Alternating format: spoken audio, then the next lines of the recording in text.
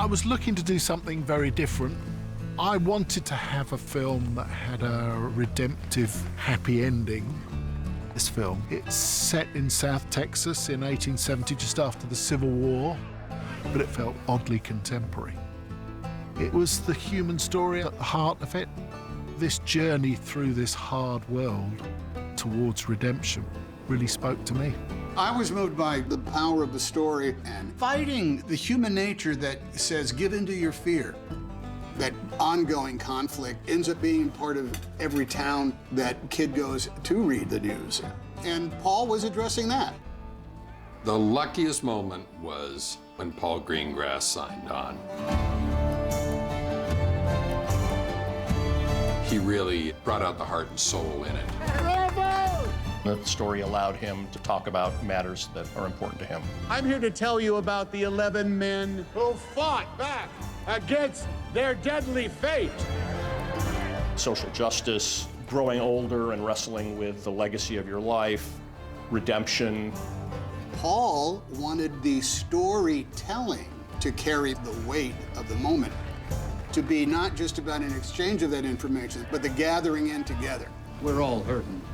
Maybe just for tonight, we can escape our troubles and hear the great changes that are happening out there. If you're a Brit to go and make a Western, you're right in those landscapes. It's absolutely fantastic. I had never been to America. It is amazing. I love this state.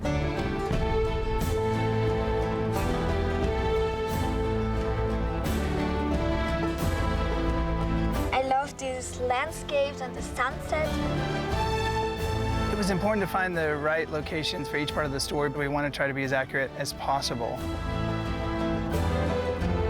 And the great thing about Santa Fe in New Mexico is that you can go 30 minutes in multiple directions and get flat desert, you can get pine mountains, you can get rolling hills and the western towns. John Ford is a director that I obviously very much admire, and every time you set a shot in this gigantic landscape, you think, Papa Ford was here once looking at this. You can't help but think that this is where these stories would have taken place. It became an adventure, climbing up hills. I remember one hill we had to rope ourselves up. Blazing heat by day, freezing cold at night. It's scary but cool too that there's tarantulas. I touched a tarantula. And rattlesnakes. We had unbelievable numbers of snake wranglers, and even then some got through. You turn around to be a rattlesnake there 6 foot away. I've definitely seen a few different types of snakes, different species. I've seen some bull snakes, some red racers, and I've removed 4 of them safely. We were never on a stage. We were never in a production facility. There we go. That's just a gift. That means you're not really faking anything. The light of a fire, light of the lanterns. There were no rules. Even though the movie has great scope and is beautiful, as a director, his real focus is about the moments between actors. That's my wife. Film is a mysterious discovery. You've got to be listening to what the film itself wants to be. I want to get you away from all this pain, Kelly. Get you clear of it. Leon. Yes. And don't look back. I like to give actors the maximum freedom. It completely opens for that opportunity to sit and talk about something that you're both trying to feel. He's not precious about what he's doing. He'll get the shots, but he's much more wary about getting the moment as opposed to the shot. The scene grows and it flows and it changes in a very organic way. Isn't it time you went back, made things right with her? I'm looking at you now. I'm thinking you don't have a choice. As an actor, it's amazing to experience. Paul is very patient and he's always positive and he always has a smile and he's open for new ideas. It was all about finding the truth of the scene, and it's just like such an exciting way to work. I find it incredibly freeing. Is Mr. Farley family to you, John? No. I ain't got no kid now. Tommy's gone. I tried to keep an intimacy about the performances, but set it in a landscape of scale, because I think that's what defines a Western. Darius is a fantastic DOP with a wonderful eye. He would encourage me to be bigger than I normally would be.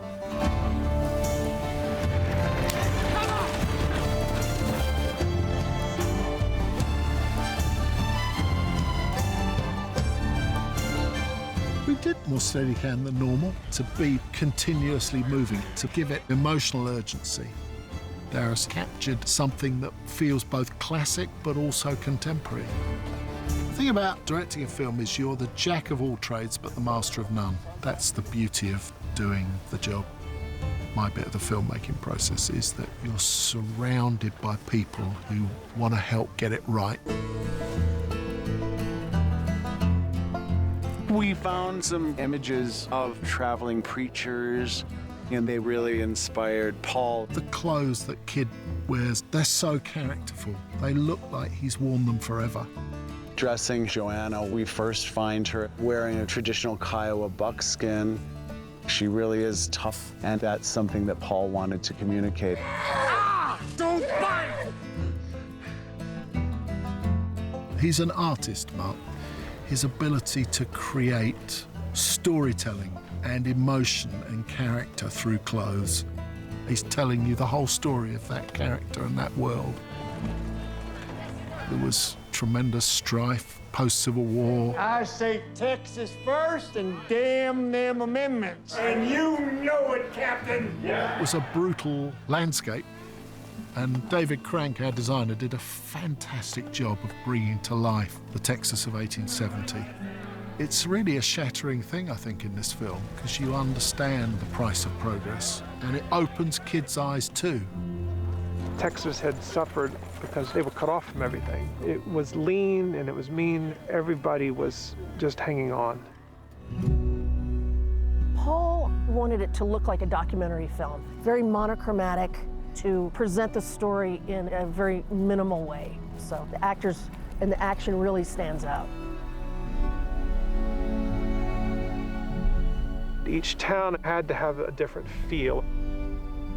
The first one was a town called Wichita Falls, which was at the time really quite small. It wasn't even incorporated yet. It was more like a bump in the road. The second town was Red River Station, was the last crossing point for the cattle before they went north to Chicago and they would go into Indian territories. Bonanza Creek has been a Western town that has played in multiple movies for multiple years, and this is by far the best I've ever seen it look because it looks the most accurate. David Crank nailed it with just the clean simplicity. It looks amazing.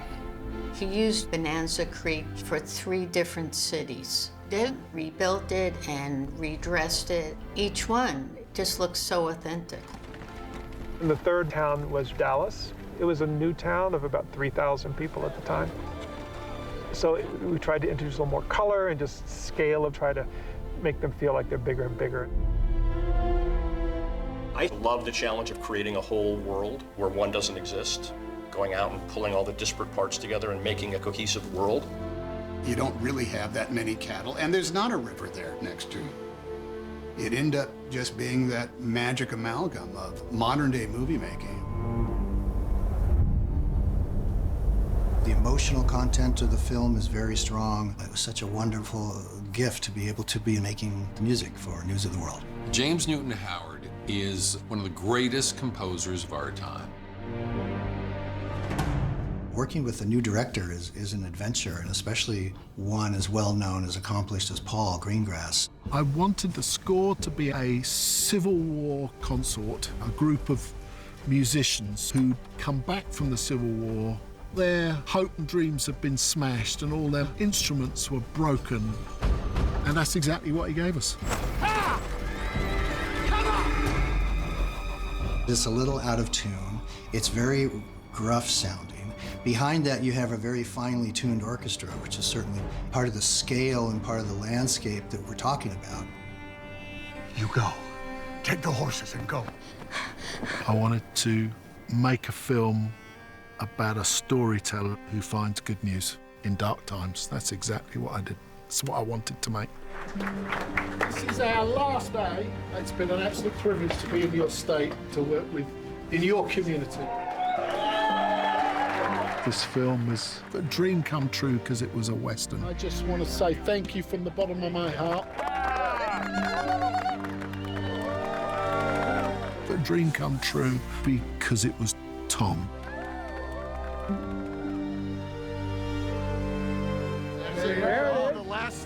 A dream come true because it was a story that gets you to a better place. It's been really a lovely experience. Okay, cut.